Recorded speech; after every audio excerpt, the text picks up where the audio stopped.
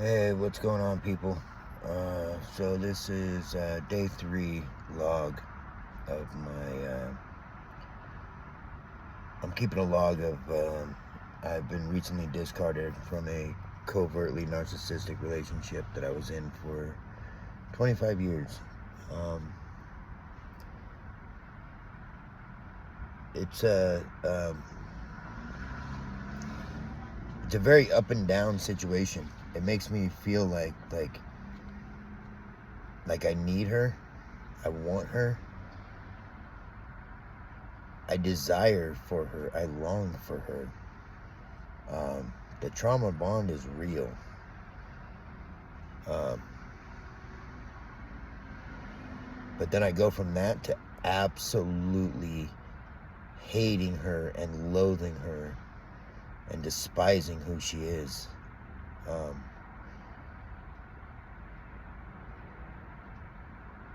It's I've said this before, it's very confusing, right? I don't have a place to stay right now. I'm actually working on trying to get a place to stay. When I say I devoted all my time and energy into her, I devoted all my time and energy. I'm a union plumber by trade, and I got laid off from my job, and my project manager laid me off because he said that I couldn't maintain focus, that I just seemed very distracted. And I tried to lightly explain to him what was going on in my life, and he didn't give a shit. And, rightfully so, right? Like, I was pretty angry about that. That's happened in November. I was pretty angry about it for the first 3 months, I would say, but around maybe the beginning of February, I started thinking about it, and I go, if you're not making them money, why are they paying you, right? And I kind of released a lot of that anger that I had towards him. I still don't think he went about it correctly. But at the same time, I'm starting to take notice. Because when you're in a narcissistic relationship, you're a victim of narcissistic abuse, covert narcissistic abuse, I should say, because they're extremely passive-aggressive, always the victim. I mean, when they say always the victim, it is insanity. You could talk about a problem that you had with them. By the end of the conversation, they want you to apologize. They will flip it on you so covertly that you don't even know that it got flipped. All of a sudden, you're talking about something that you did wrong, and you don't even realize it's changing. You just are like, next thing you know, you look up, you're like, wait a second, the fuck just happened? It's a voodoo mind trick like nobody's business, and it never changes. And you know what? The thing is it's true what they say. They study you so carefully. They know what you're gonna say before you even say it. They have a defense up already before you say it. And people say, oh, narcissists aren't that smart, or it's a stupid dumb trick, and it's very basic, and it's just a defense mechanism. I'll tell you what, they've taken a basic trick and they fucking perfected it then, because it will fuck with your head so bad. I mean, I honestly, no joke, I honestly did not know whether I was coming or going. What do I do? Do I stay? Do I go? Do I want to be here? I want to be here. I don't want to be here. And the constant, overwhelming level of anxiety that you constantly are feeling, like you want nothing more than to be next to him, but then you don't want to be anywhere near him. And it's confusing. And it's, and then I tried the gray rock, and I tried to do this, and what I started doing in the end, I started just creating a bunch of narcissistic injuries. I started fighting back. I started telling her no constantly. And, people say, you don't want to go heads up with them, man. Just get the fuck out of there. Let me be the first to tell you that is 110% true. Do not tell them that you know. Don't try to change your behavior. Just understand what you're looking at. Recognize what you're looking at. Take that shit with a grain of salt.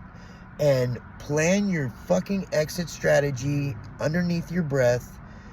Mind your P's and Q's. Step on the little eggshells while you have to. And get the fuck out of there. Because I promise you, they will flip it on you. Mine flipped it on me. Fucking in a big way. She got a restraining order on me saying that I was abusive. It's insanity. The situation was when I got laid off, I was supposed to get my unemployment debit card.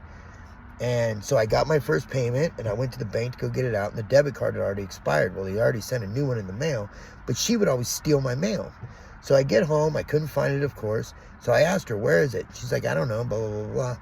Creating drama and, loving. I mean, oh my God. The look on their face, too. They soak it up when you are upset. I mean, they bask in that. They like, that little nectar, it's disgusting. Any rate, so I was upset. I'm not gonna lie, I was upset. But I don't get physical. Like, fuck, I'll yell, but I didn't get physical. 2 weeks before that, she had sprayed me in the face with glass cleaner because I wouldn't move where I was at in the bedroom. She said I was invading her space. And I said, you're free to move. I'm not moving. This is when I started standing up to her. I'm like, I'm not moving. Before I'd just be like, okay, whatever, and I'd walk away. Well, fuck that. I'm not walking away. So I'm not moving. She sprayed me with glass cleaner in the face. Should have called the cops. You know how many times she hit me? She threatened to slit my throat one time. She threatened to break my face. She said she hoped I died in a car crash. One time she was yelling at me, and she said, just leave me alone. And she goes, you know what? Better than that. Why don't you go kill yourself? No shit. And I still stuck by that bullshit. Like, how much of a fucking lack of self-confidence do I actually really have? Like, I'm questioning myself now, but I didn't question it then. I was loyal. I was fucking loyal. And I went through it for it, but anyway, so she sprayed me with glass cleaner a couple weeks before that. So the day of the fucking argument or whatever, all of a sudden she dropped to the ground and stuck her arm underneath the bed. I didn't know what the fuck she was going for. So I put my foot on her arm, like around her elbow. And I was like, fuck that. You're not fucking, going to spray me again. Like, she could have a gun under there. She could have a knife. Turns out she had her cell phone under there. She was recording. I didn't fucking, know. And I was so upset about things. I was defending myself. I was protecting myself. Like, I didn't, kick her or anything like that. I just put my foot on her arm, said, you're not pulling whatever you got underneath there. You're not pulling it out. I didn't fucking call the cops or anything that day. The cops weren't there that day, nothing. All of a sudden, and I still live at the house, right? we're still living together. A guy that I do some work for on the side called me up and he's like, hey man, is everything all right? And I go, yeah, what the fuck are you talking about? It's like 2 months later. I go, yeah, what the fuck are you talking about? It was like the end of January. And he goes, because there were some guys at the door that they were looking for you. I go, what? Some guys at the door looking for me at your house? What the fuck were they doing at your house? And come to find out, they were serving me with a restraining order. I go, well, why the fuck are they going to his house, right? So I asked my future ex-wife about it, and she tells me, I didn't file any restraining order. Come to find out, on our daughter's 18th birthday, on January 11th of this year, our daughter turned 18 on January 11th, she filed for divorce and for a restraining order the morning of my daughter's 18th birthday. Then gets back from the courthouse and goes to the Santa Monica Pier with us and goes and has a good time. We're making out, whole nine. She had just filed for divorce and a restraining order that morning. That's how disconnected with reality that they really are. That's how much of they don't know you. They don't see you. You're not a person. You don't have feelings. They don't see people as having feelings. Insanity. Anyways, so they delivered the restraining order over there. And so I said, fucking, I'm not going to file no fucking restraining. They didn't file, they didn't serve me with it. So They tried to serve it to his house again about a week later. And he's like, man, I don't know who the fuck you're talking about. No guy by this name lives here. Like, fuck on. So I called, it was in the next city over. So I called that city, different, annex of the sheriff's department. And I asked about it and said, sure as shit. So I got the report number and I looked it up, fucking restraining order. My wife filed for a restraining order. And then I got some text messages that said, are you getting a divorce? Do you need a lawyer? Blah, blah, blah. I'm getting a fucking divorce, need a lawyer, what the fuck? So I asked my soon-to-be ex-wife about it. I didn't file for no fucking divorce. Got all offended. How could you even say that? The whole time she had, like I wasn't going to find out. It was insane. It's insane to think about. Anyways. So I didn't follow no fucking restraining order. I didn't get served with nothing. So I'm sitting at my house one day, and I get served with it. And I'm like, this fucking bitch, served me at my house, whatever. So I left the house. I'm not allowed to be there. There's an active temporary restraining order out on me. But she put on the declaration that I didn't live there for 3 years, and she doesn't know my whereabouts. So she lied on this declaration. So I'm like, dude, I got this shit nailed in court. You know what I mean? Like, whatever. I had tons of videos. I had 51 videos that I went through. I had 697 videos, actually. But I had 51 videos of her physically putting her hands on me. Physically, or throwing something at me. Something physical. I showed the judge the first tape. He goes, what? So she's yelling a little bit? And he stopped the tape before she did anything. And I go, yeah. He didn't want to see it. The second video, she threw a lit cigarette at my face when I was sitting in the car one day. And so I was yelling about it. He goes, all I see here is you yelling and her being upset. Nothing about the lit cigarette in my face. Didn't even ask her about it. Right? So he upheld the restraining order. Well, I found out afterwards I can appeal it. He never even said in court that I could appeal it. They gave me my daughter's visitation on Sunday from 10 a.m. to 7 p.m. only. I'm not allowed to contact them otherwise. It's just insane, right? She did all this to me. Point that I'm making with all this is I'm starting to now.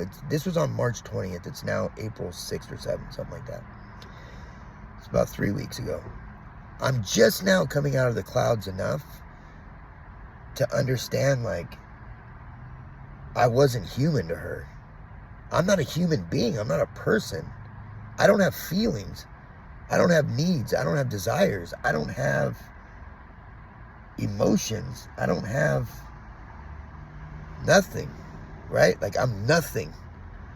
I am, get in the car, it better start because I want to drive it. And if I don't, I'm going to throw that piece of shit in the junkyard and get another one. That's what I am.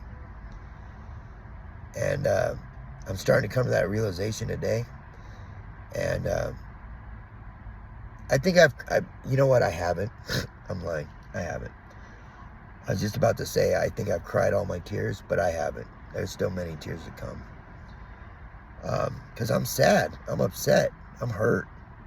I'm confused. I'm fucking, like, you name it, man. Like, she did a number on me.